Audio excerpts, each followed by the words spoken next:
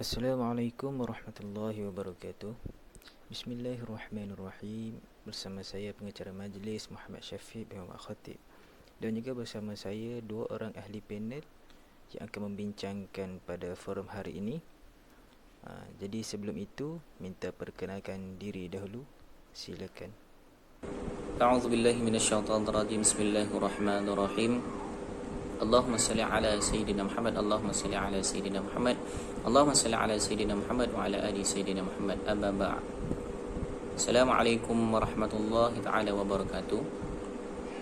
Yang pertamanya, saya memperkenalkan diri saya secara ringkas. Nama diberi Muhammad Saufi bin Buhari. Dilahirkan dan menetap di Selangor. Bismillahirrahmanirrahim. Nama diberi Amal Hakimi bin Baharul Naim, dan saya adalah ahli panel yang kedua. Okey, terima kasih diucapkan kepada ahli panel kita, Ustaz Saufi dan juga Ustaz Amar. Seterusnya, kita akan membincangkan tajuk berkaitan dengan kenajisan babi.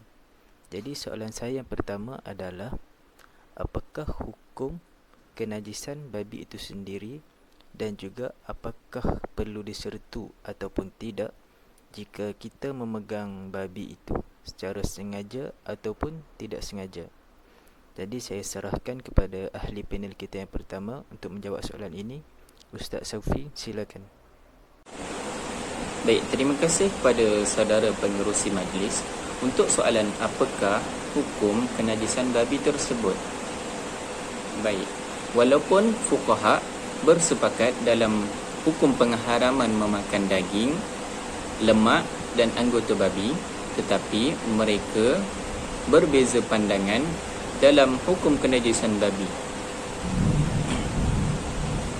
Baik, yang perlu difahami di sini, babi itu sendiri hukumnya adalah haram, baik memakannya atau al-intisa' bihi, yakni menggunakannya untuk kemanfaatan tertentu, baik makan secara langsung atau menggunakan sebahagian dari babi tersebut, yakni sama ada minyaknya, lemaknya dan anggota babi itu sendiri. Baik, untuk pandangan apakah hukum kenajisan babi? Baik, babi itu sendiri merupakan najis aini, yakni keseluruhan jasadnya adalah najis, sama ada ketika hidupnya atau setelah ianya mati. Baik, ini merupakan pandangan jumhur fuqaha mazhab Hanafi, Syafi'i dan Hanbali. Maka di sini saya katakan apakah hukum kenajisan babi? Hukumnya adalah najis, haram memegangnya, menurut fuqaha mazhab Hanafi, Syafi'i dan Hanbali. Alhamdulillah, syukran diucapkan kepada Ustaz Saufi. Jadi seterusnya saya akan serahkan kepada ahli panel kita yang kedua, iaitu Ustaz Amar, untuk menjawabkan soalan yang sama berkaitan apakah hukum kenajisan babi dan juga apakah perlu disertu ataupun tidak jika kita memegang babi. Jadi silakan ahli panel kita yang kedua, Ustaz Amar. Bismillahirrahmanirrahim. Baiklah, mengenai hukum kenajisan khinzir, mengikut pandangan saya merujuk kepada pandangan yang digunakan oleh mazhab Maliki. Khinzir ini disertikan dengan keledai, haiwan singa dan serigala dan haiwan yang lain, yang mana jisimnya, iaitu sama ada badan dia ke ataupun dan sebagainya, selagi mana dia hidup, dia masih lagi suci. Jadi tetapi apabila telah jadi bangkai, khinzir itu telah jadi bangkai, maka hukumnya berubah kepada najis sebab ia dah jadi bangkai. Baik, berbalik kepada soalan pihak pengurusi tadi, pada pendapat saya tidak wajib seseorang yang yang menyentuh khinzir tidak wajib menyertu anggota tersebut. Baik, wallahu alam. Syukran diucapkan kepada dua orang ahli panel kita kerana telah pun menjawab soalan yang diajukan sebentar tadi. Seterusnya kita akan masuk kepada pusingan yang kedua. Soalannya adalah berkaitan dengan jawapan yang dinyatakan oleh ahli panel kita sebentar tadi. Apakah hujah ataupun apakah dalil bagi jawapan yang dinyatakan oleh ahli panel kita sebentar tadi? Jadi saya serahkan kepada ahli panel kita yang pertama, iaitu Ustaz Saufi. Baik. Untuk apakah hujah atau dalil bagi menyokong pendapat ulama yang menyatakan bahawa hukum kenajisan babi dan perlunya untuk sertu. Baik, terdapat dalil dalam surah Al-Maidah ayat yang ketiga. A'udzubillahi minasyaitonirrajim. Bismillahirrahmanirrahim. Hurimat 'alaikumul maitatu wad-damu wa lahmul khinzir. Baik, yang perlu ditekankan di sini adalah walahmul khinzir, maksudnya dan daging babi. Daging babi seperti yang kita sedia maklum, hukumnya adalah haram, dan ini termasuk bulu, kulit dan tulang. Dan disebut dalam ayat ini adalah daging, ia kerana daging yang paling banyak dalam tubuh babi, dan ianya meliputi semua anggota tubuh babi, jadi tidak boleh untuk dimakan. Dan hukumnya sememangnya haram. Baik, terdapat juga firman Allah Ta'ala dalam surah Al-An'am ayat 145, sama dengan ayat isinya. Yang perlu ditekankan di sini adalah walahmul khinzir. Baik. Dan dalil yang lain daripada Rasulullah sallallahu alaihi wasallam bersabda, tahuru ina'i ahadikum idza walagha fihi al-kalbu ay yaghsilahu 7 marratin aw lahunna biturrab. Maksudnya di sini adalah untuk membersihkan bekas kamu apabila dijilat anjing, hendaklah kamu membasuhnya sebanyak 7 kali. Baik, basuhan pertama hendaklah dengan air yang bercampur dengan tanah. Hadis riwayat Muslim. Baik, hadis ini dinaskan kepada anjing dan yang semisal dengannya. Ini termasuk yakni khinzir, yakni babi. Bahkan babi adalah lebih kuat kenajisannya. Okey, baik. Dalil ini terdapat dalam Al-Mu'tamad fi Al-Fiqh Asy-Syafi'i. Selesai perbincangan daripada Ustaz Saufi, seterusnya saya serahkan kepada ahli panel kita yang kedua, iaitu Ustaz Amar, berkaitan dengan soalan yang sama, iaitu apakah dalil ataupun hujah bagi jawapan yang dinyatakan oleh Ustaz Amar pada pusingan yang pertama tadi. Silakan Ustaz. Terima kasih kepada pihak pengurusi majlis. Baik, hujah saya berkenaan dengan pendapat tersebut. Baiklah, pendapat tersebut diambil menggunakan dalil istihsan. Istihsan yang mana kalau kita faham secara istilahnya, dia berpaling pada hukum yang ditetapkan oleh satu dalil itu kepada hukum lain hukum yang ditetapkan oleh dalil lain. Yang mana kaedah ni kaedah istihsan ni diguna pakai dalam mazhab Maliki. Jadi itulah penjelasan saya. Wallah. Okey, terima kasih diucapkan kepada ahli panel kita, Ustaz Safi dan juga Ustaz Amar, kerana telah pun menjawab soalan yang diajukan sebentar tadi. Okey Ustaz, seterusnya kita akan masuk pada pusingan yang ketiga, di mana pada pusingan yang ketiga ini saya akan bertanyakan tentang satu situasi isu semasa yang mana ramai orang awam di luar sana yang tak faham ataupun yang keliru berkaitan dengan hukum kenajisan babi itu sendiri, sama ada kena sertu ataupun tidak. Jadi situasinya begini, ada seekor babi, dia masuk ke dalam rumah ataupun ke dalam masjid lah, tempat kita beribadah, lalu dia meninggalkan kesan di situ. Kita nampak ada kesan tapak kaki di kawasan tersebut. Jadi soalannya adalah, adakah perlu disertu ataupun tidak? Dan kalau perlu disertu, adakah kita hanya perlu sertu dekat kawasan yang terkena najis babi itu sahaja, ataupun kita perlu sertu satu masjid itu ataupun satu rumah tu sekaligus? Jadi saya minta penjelasan daripada Ustaz lah. Saya serahkan kepada ahli panel kita yang pertama, Ustaz Saufi. Silakan. Baik, untuk soalan bagaimana cara untuk sertu sekiranya babi masuk ke dalam masjid ataupun ke dalam rumah-rumah, dan perkara ini pernah berlaku sebelum ini. Baik, yang perlu kita fahami adalah, yang pertama, pembangkian najis itu sendiri. Najis sama ada najis aini ataupun najis hukmi. Okay. Najis aini ini ialah semua najis yang berjirim, yang dapat dilihat atau yang mempunyai sifat zahir, iaitu warna atau bau seperti tahi, kencing ataupun darah. Manakala najis hukmi ini ialah semua najis yang telah kering dan kesannya telah hilang. Dengan kata lain, yakni kesan warnanya atau bau najis tersebut tidak ada lagi. Sebagai contoh, babi tersebut meninggalkan kencing kat tempat tertentu di dalam rumah ataupun di dalam masjid dan telah kering dan kesannya tidak zahir lagi. Baik, ini terdapat dalam kitab Fiqh Al-Manhaji.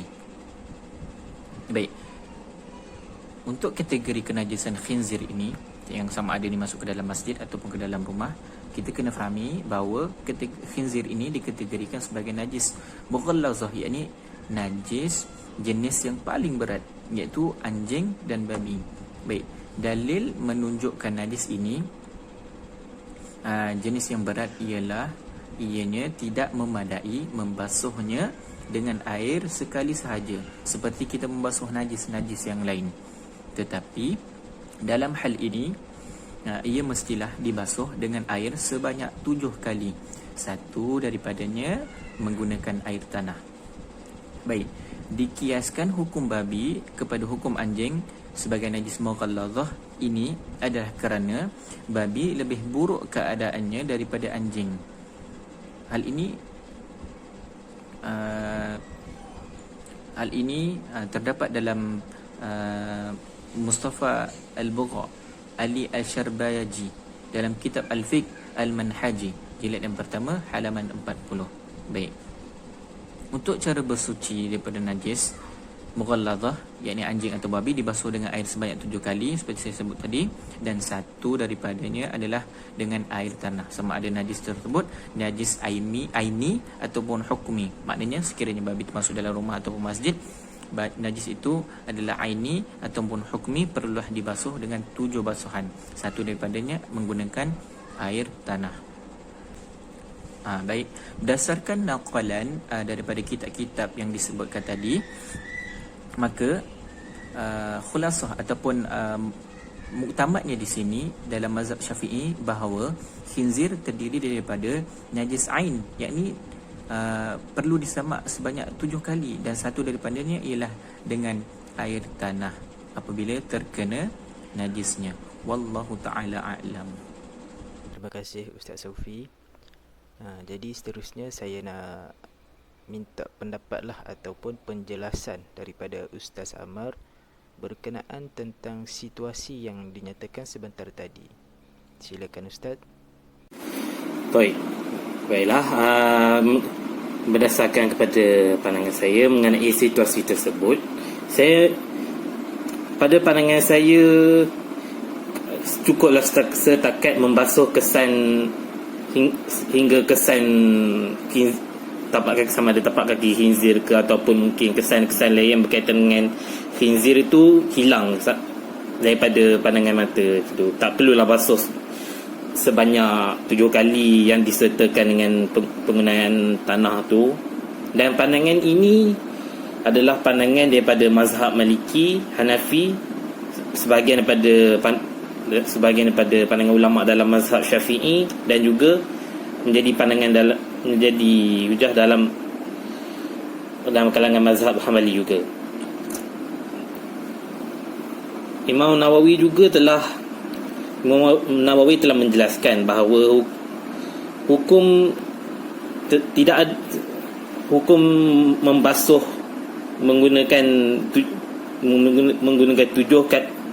tujuh air itu yang disertakan dengan tanah pada satu bahagian itu hanyalah pada najis saja, tetapi tidak ada dikhususkan untuk kesan-kesan seperti tapak kaki dan sebagainya.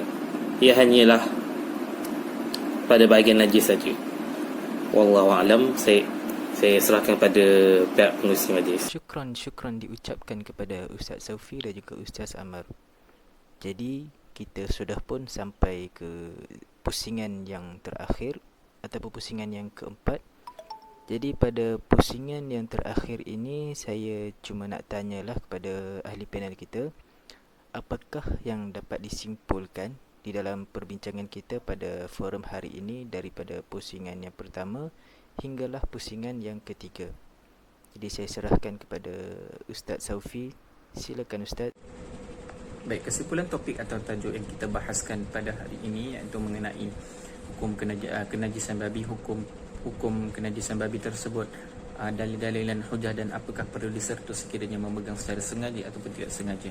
Baik, apa yang perlu kita tekankan di sini adalah menerima pandangan ulama tertentu bukanlah bermakna kita menolak fatwa ulama, tetapi kita menerima kepelbagaian pendapat ulama. Baik, di sini saya katakan bahawa hukum kenajisan babi itu sememangnya haram, sudah jelas, dan jumhur ulama mengatakan memang hukum babi itu sendiri adalah haram, dan hukum kenajisan babi itu menurut Imam Syafi'i najis, yakni najis yang mughalladhah, najis yang berat, dan cara untuk membersihkan atau sertu sekiranya tersentuh secara sengaja atau tidak sengaja, menurut Imam Syafi'i sebanyak 7 basuhan, yakni satu daripadanya menggunakan air tanah. Wallahu ta'ala a'lam. Assalamualaikum warahmatullahi ta'ala wabarakatuh. Okey, baik. Terima kasih Ustaz Saufi. Seterusnya silakan Ustaz Amar. Bismillahirrahmanirrahim. Baiklah, berkaitan dengan kesimpulan ini, pada pandangan saya, sekiranya seseorang itu menyentuh atau sebahagian pada khinzir seperti bulunya ataupun mungkin badannya dan sebagainya, sekiranya yang disentuh itu adalah khinzir yang hidup, maka ia tidak wajib anggota yang dia gunakan untuk sentuh itu tidak wajib disertu. Baik, dan sekiranya ada khinzir yang masuk ke dalam rumah ataupun mungkin masjid dan sebagainya, sampai ada meninggalkan kesan, sampai nampaklah ada kesan dia masuk tu, maka cukuplah dengan hanya setakat membasuh sehingga hilang kesannya, dan tidak perlulah untuk membasuh bahagian kesan tersebut dengan 7 bahagian air, yang mana salah satunya termasuk juga dengan air tanah. Wallahu a'lam. Alhamdulillah, selesai juga perbincangan kita pada forum hari ini. Jadi saya ingin mengucapkan ribuan terima kasih kepada ahli-ahli panel kita, iaitu Ustaz Saufi dan juga Ustaz Amar, kerana sudi bersama saya dalam membincangkan tajuk yang berkaitan hukum kenajisan babi. Jadi saya harapkan perbincangan kami pada forum hari ini dapat memberi manfaat kepada anda-anda di luar sana, insya-Allah. Sekian sahaja daripada saya, pengacara majlis Muhammad Syafiq bin Muhammad Khatib. Wabillahi taufiq wal hidayah. Wassalamualaikum warahmatullahi wabarakatuh.